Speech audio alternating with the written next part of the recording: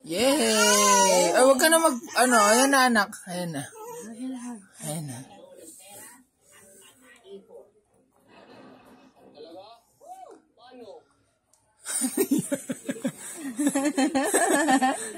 Yay! Ay, nagkulay na anak.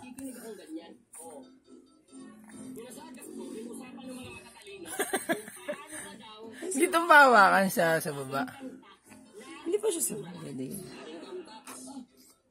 Hindi niya naman madudurog yan eh. Mamaya ka siyang buto. Hindi yan. Sobrang nipis ng buto niyan.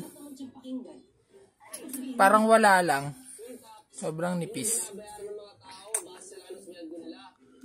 Parang mga pulp lang siya ng ng orange. Ganun lang. Hindi ba ka lumusot?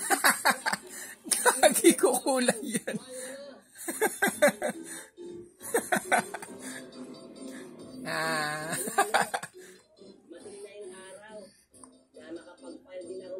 Sarap.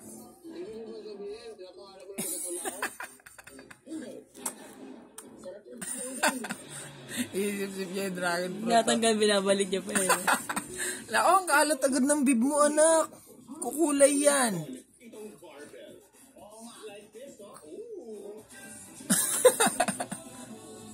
Ano? Ayan, manipis lang yan. Daddy! Ay, ayaw niya na. Ni Anya.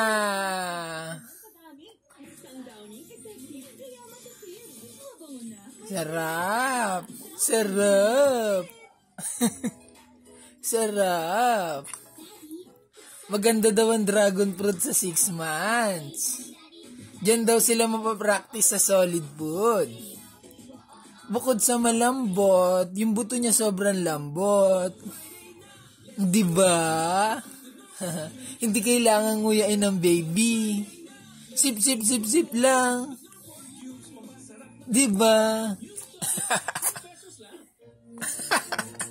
Ito yung tsura. Ayun na, hindi na nakawak. Sarap. Tingnan, matanggalin mo, maliyak yan. Tama na, enough na. Oh, enough na daw, enough na daw. Bitaw na, mami, bitaw na. Tama na.